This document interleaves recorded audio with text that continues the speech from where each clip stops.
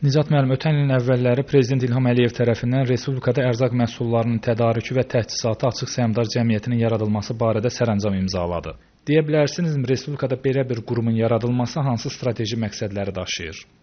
Bir neçə ildir ölkə prezidenti tərəfindən Azərbaycanda aqrar islahatların yeni bir mərhələsinə qədəm qoyulub. Bu aqrar islahatların əsas mahiyyəti ondan ibarətdir ki, ölkənin kənd təsərrüfatı aqrar sektoru rəqabət qabiliyyətli olsun, ölkə əhalisinin kənd təsərrüfatı məhsullarına tələbatı 100% təmin edilsin və eləcə də Azərbaycan vaxtilə itirilmiş yaxın və uzaq bazarlarda itirilmiş mövqeyin bərpa eləsin. Bu mənada biz deyə bilərik ki, aqrar islahatların növbəti mərhələsi kimi belə bir qurum yaradıldı, yəni ərzaq məhsullarının tədarükü və təchizatı açıq səhmdar cəmiyyəti cənab prezident tərəfindən yaradıldı. 11 aprel 2016-cı ildə bu qurumun yaradılması haqqında sərəncam imzalandı və qurumun formalaşması çox qısa bir vaxt ərzində həyata keçirildi və deyə bilərəm ki, ötən il oktyabr ayından bu qurum fəaliyyətə başladı. 1 yanvar 2017-ci ildə fəaliyyətini tam ölkə üzrə bərpa elədi və ilk olaraq bu qurum təchizat sisteminin qurulması prosesinə başladı. Bilirsiniz ki, ümumiyyətlə biz müasir dövlətlərin aqrar inkişaf dövrünə baxsaq, orada kənd təsərrüfatını stimullaşdıran ən effektiv üsullardan biri tədarük təchizat sisteminin qurulmasından ibarətdir. Yəni torpaq əkilir, kəndçi məhsulu istehsal eləyir, amma bunu dövlət almalı, bunu ambarlamalı, logistikasını həyata keçirtməli və o məhsulun bazarını tapmalıdır. Belə bir qurum yox idi və cənab prezidentin belə bir qurum yaratmasının əsas məqsəd ölkədə tədarük təchizat sisteminin qurulması, bunun effektiv işləməyini təmin etmək, dolayısıyla kiçik sahibkarlığın, orta sahibkarlığın, ev təsərrüfatlarının iqtisadi rentabel baxımından özünü doğrultmasından ibarət idi. Və cənab prezidentin sizin qeyd elədiyiniz həmin tarixdə cəmiyyət qarşısına bir sıra ciddi məsələlər qoymuşdu. Bura büdcədən maliyyələşən satılan təşkilatların dövlət vəsaiti hesabına ərzaqla təminatı məsələsi də daxil idi. Eləcə də kənd təsərrüfatının strateji inkişaf istiqamətləri daxildir və bu mənada yanvar ayın 1-dən çox həcmli planların həyata keçirilməsinə başlanılıb. Ərzaq məhsullarının tədarükü və təchizatı açıq səhmdar cəmiyyəti bu günlər fəaliyyətinin 5 ayına yekun vurub. Ona görə deyə bilərsinizmi, bu dövr ərzində qurum tərəfindən hansı işlər həyata keçirilib? Bu 5 ay ərzində ölkənin 12 regionunda və 41 rayonunda bizim regional bölmə, dayıq məntəqələri yaradılıb. Eyni zamanda müasir soyuducu anbar kompleksləri fəaliyyətə başlayıb. Bu müddət ərzində biz fermerlərlə aktiv iş aparmışıq. Bu günə qədər 700-dən çox fermerlə biz tədarük müqavilələri bağlamışıq. Bu müqavilələrin mahiyyəti məhsul mövsümündə fermerin istehsal elədiyi məhsulları orta bazar qiymətinə, ona sərf edən qiymətə almaq, tədarük eləmək və sonra onun təchizatını həyata keçirtməkdən ibarətdir. Bu 5 ay ərzində, məsələn, mən rəqəmlərlə demək istəyirəm ki, 4 milyon 222 min 56 ədəd, 9 milyon 356 min 686 kiloqram və 1 milyon 995 min 979 litr, eləcə də 33 min 125 qutu, ümumilikdə 27 milyon manatdan çox vəsait dəyər olaraq bu məhsullar əkinçilərdən, istehsalçılardan alınıb və bizim həm dövlət hesabına maliyyələşən dövlət qurumlarının ərzaq təminatına yönəldilib, eyni zamanda xarici ölkələrin ixracına yönəldilib. Bu məsələdə ən mühüm istiqamətlərdən biri, xüsusilə bunu qeyd eləmək istəyirəm ki, cənab prezidentin sərəncamında da bu var. Bizə cəmiyyətə tapşırılmışdı ki, bir portalın şəffaflığın təmin olunması üçün portalın qurulması, fəaliyyətə başlaması təmin olunsun. Belə bir portal artıq fəaliyyətdədir. Tədarük.az portalı. Bu dolayısıyla virtual bir bazardır. Bütün istehsalçılar və alıcılar bu portala daxil olurlar. Məsələn, deyək ki, hər hansı bir fermeri, bizim regionlarda yaşayan fermer məhsul istehsal eləyib və ya eləyəcək, həmin portala girir, öz istehsal gücünü orada göstərir. Deyək ki, Gədəbəy rayonu filan kəndində filan kəs 10 ton kartof istehsal eləyəcək. Həmin o elanla məlumatını orada yerləşdirir. Bizim cəmiyyətin aidiyyatı strukturları tərəfindən o məlumat dəqiqləşdirilir və həmin fermeri biz kəşf eləmiş oluruq, tapmış oluruq və onun məhsulun elə elektron sistemdə, portalın özündə o məhsulu alırıq və ona biz alıcı tapırıq. Bu alıcı kimdir? Bu alıcı ərazisində fəaliyyət göstərən dövlət qurumları təşkilatlarıdır və ya xaricdə Azərbaycan məhsuluna ehtiyac duyan qurumlardır. Biz həmin məhsulu əvvəlcədən fermerlə münasibətə keçirərək müqavilə imzalayırıq, qiymətini müəyyən edirik və həmin məhsulu portal vasitəsilə alaraq ya daxili tələbat ödəyirik, ya da xarici ölkəyə aparmış oluruq. Bu mənada belə bir portalın fəaliyyətə başlaması aqrar sektorda istehsalçıları stimullaşdıran, eləcə də dövlət qurumlarının tam şəkildə ərzaq təminatını həyata keçirən çox maraqlı bir mexanizmdir.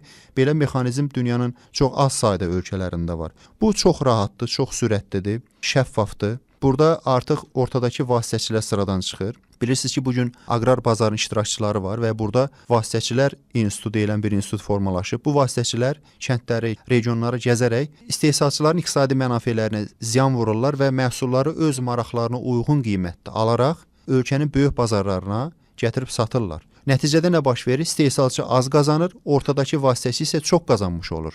Biz dolayısıyla belə bir mexanizmi sıradan çıxartmağa çalışırıq. Biz istəyirik ki, fermerlərlə birbaşa əlaqəyə keçək, ünsiyyət yaradaq və onun məhsulun dövlətin mənafeləri baxımından ona sərf eləyən qiymətdə alaq, biz realizə eləyək.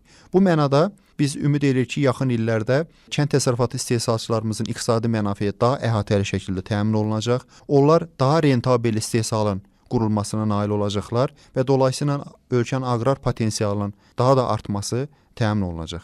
Respublikada ərzaq məhsulları istehsal edən fermerlərin satış probleminin aradan qaldırılması üçün avans sisteminin tətbiqinə başlanılıb. Qurum tərəfindən ötən müddət ərzində ərzaq məhsulları istehsalçılarına nə qədər avans verilib və bu il istehsalla bağlı proqnozlar necədir? Ərzaq məhsullarının tədarükü və təsisatı Açıq Səhmdar Cəmiyyəti artıq ölkə üzrə avans sisteminə də start verib. Bu da cənab prezidentin tapşırıqlarında çox mühüm istiqamətlərdən biri idi. Avans fermerə bir çox istiqamətlərdə iqtisadi baxımdan deməli səmərəlilik təklif eləyir.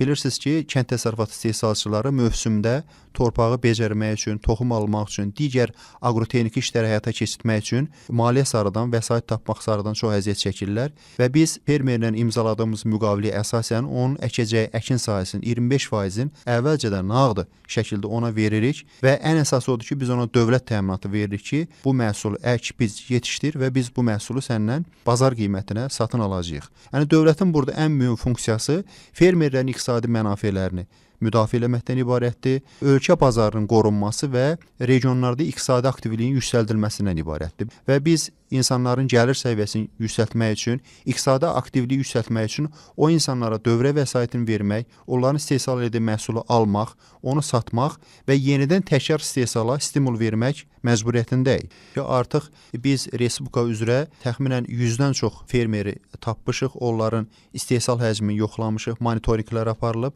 onların istehsal vərdişləri, istehsal imkanları araşdırılıb və təxminən 100-dən çox fermerlə biz 2,5 milyon çox onlara avans vermişik. Bu çox maraqlı bir mexanizmdir. Dünyanın bir çox müasir ölkələrində bilirsiniz ki, kənd təsərrüfatına birbaşa və dolayı dəstək mexanizmləri fəaliyyətə başlayır və biz birbaşa onlara dövrəyə vəsaiti veririk. Bir növ belə deyək ki, fermerlərə özümüz üçün tərəfdaş müəyyən edirik və əsas odur ki, biz onların məhsulunu alınmağına dövlət təminatı veririk. Kənd təsərrüfatı istehsalı üzrə bir çox sahələr var ki, biz bugün ya idxaldan 100% asılıyıq, ya da ki, bizim o məsələdə o vasitəçi dediyim sistemlər bu gün həmin məhsulları ölkəyə gətirirlər, baha qiymətə mağazalara diktə eləyirlər və ona görə biz qərara gəldik ki, ölkənin ərzaq təhlükəsizliyi baxımından və əhalinin gündəlik istehlak səbəti prinsipləri baxımından elə məhsulların stimullaşdırılmasına, əkilməsinə biz avans sistemini yönəldək ki, o gələcəkdə həm kəndçiyə rentabel gətirmiş olsun, həm də həmin məhsulların ölkə bazarında qiymətinə ciddi təsir eləsin. Və bizim araşdırmalarımız zamanı məlum oldu ki, bir çox məhsullar üzrə, məsələn mən deyə bilərəm ki, qarabaşaqdır, noxuddur, kartofun özüdür, kələm, kök və digər təxminən 39 adda belə məhsullar var ki, bu məhsullar mövsümündən kənar dövrlərdə kənardan gətirildiyinə görə qiymətlər ciddi şəkildə bahalaşır, insanların alıcı qabiliyyəti aşağı düşür və ərzaq təhlükəsizliyi təmin olunmur. Ona görə də biz birinci addımda həmin məhsulların əkilməsinə çox böyük önəm vermişik. Respublikamızın artıq demək olar ki, bütün regionlarında bu avans, yəni 2,5 milyon çox avans bu bitkiçilik sahələrinin əkininə yönəldilib və artıq demək olar ki, biz bir həftəyə, bir neçə gündən sonra həmin məhsulların tədarük sisteminə start verəcəyik, həmin məhsullar fermerlərdən alacağıq və dolayısıyla ərzaq təhlükəsizliyimizdə çox mühüm bir həlqənin də tamamlanmış olmasını həyata keçirdəcəyik. Avans verilmiş məhsullar arasında ölkədə böyük tələbat olan qarabaşaqdır, sarımsaqdır, lobyadır, çəltik, çuğundur, kələm, kartof, soğan, yer köküdür, noxuddur və başqa məhsullar var. Avans dəstəyi ilə yaxın günlərdə biz regionlardan 336 ton çəltik, 1470 ton çuğundur, 16769 ton kartof, 3219 ton kələm, 80 ton lobya, 683 ton yer kökü, 56 ton sarımsaq istehsalı proqnozlaşdırılır və bu deməkdir ki, bizim cəmiyyət bu məhsulları tam şəkildə tədarük eləyəcək fermerlərdən. mən ümumilikdə bir rəqəm səsləndirmək istəyirəm ki, verilmiş avans hesabına bütün ölkənin sahələrindən 23.404 ton məhsulun tədarük olunması planlaşdırılır ki, gəlin etiraf eləyək ki, mövsümdə bu qədər məhsulun fermerlərdən əlverişli qiymətə alınması yüzlərlə fermerin əlinə dövrə vəsaitin qayıtmağı deməkdir və bu qədər vəsaitin aqrar sektora daxil olması deməkdir. Bəs deyə bilərsinizmi, cəmiyyət tərəfindən fermerlərə verilən avansların geri qaytarılması üçün hansı təminat var və bu avans sisteminin ən mühüm istiqamətləri nədən ibarətdir? Biz cəmiyyət olaraq yalnız fermerə avansı verib çıxıb getməyin işimizi bitmiş hesab eləmirik. Həmçinin partnyorluq elədiyimiz, avans verdiyimiz bütün fermerlərə o məhsulun əkini, vegetasiyası dövründə ta biçinə qədər olan dövrdə məsləhət informasiya xidmətlərinin həyata keçirilməyini təmin edirik. Bu nə verir? Birincisi, bilirsiniz ki, bugün dünyada mədəni əkinçilik deyilən bir anlayış var. Biz torpağın becərilməsi qaydaları, toxumun seçilməsi qaydaları, əkilməsi, becərilməsi, suyun hansı miqdarda verilməsi, hansı torpaqlarda hansı bitkinin əkilməsi prinsipləri və digər bütün bu məsələlər haqqında fermerlərimizi informasiya ilə təmin edirik. Bizim cəmiyyətin ayrıca monitorinq şöbəsi var. Onlar hər gün sahələri baş çəkirlər. Sahələrdə ilkin baxış və monitorinq sistemini həyata keçirdirlər. Ola bilər ki, bitkiçilikdə müəyyən xəstəliklər baş verib. Bu anında, hətta əvvəlcədən fermerə məlumat verilir. Onun qarşısının alınması mexanizmləri nədən ibarətdir? Bu barədə biz öz fikirlərimizi fermerə vermiş oluruq və dolayısıyla biz burada nəyə nail oluruq? Birincisi, fermerin iqtisadi ziyana uğramamasını təmin edirik. İkinci də öz avanslarımıza bir növ sığorta addım atırıq ki, bizim qoyduğumuz vəsait geriyə qayıtmış olsun. Bilirsiniz ki, avanslar bu tamamilə faizsiz verilən bir məbləğdir və bunun əsas funksiyası yerlərdə, regionlarda, böyük şəhərlərdən çox uzaq sahələrdə məhsul yetişdirən fermerlərimizin stimulaşdırılmasına birbaşa xidmət edir. Dövlət başçısı Respublikada qeyri-neft sektorunun inkişafında əsas üstünlüyün kənd təsərrüfatı məhsullarının ixracına verilməsini qarşıya əsas məqsəd kimi qoyub. Ona görə kənd təsərrüfatı məhsullarının ixrac potensialının artırılması sahəsində açıq səhmdar cəmiyyət tərəfindən hansı addımlar atılır?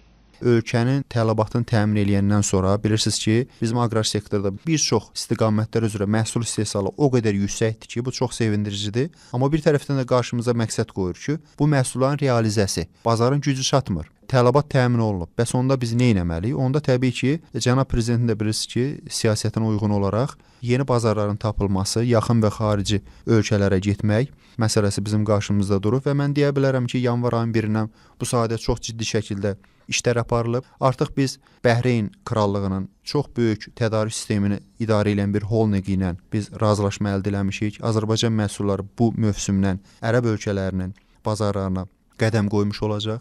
Burada demək istəyirəm ki, həmin Bəhreynli iş adamları, investorlar cəmiyyətin dəvəti ilə bu yaxınlarda Azərbaycana gəlmişdi, Bakıya gəlmişdi. Biz onları bazarlarımızı gəzdirdik və onların fikrini deyirəm. Özləri etiraf elədilər ki, bizim ölkədə satılan məhsulların çoxu Çindən gəlir və digər ölkələrdən gəlir.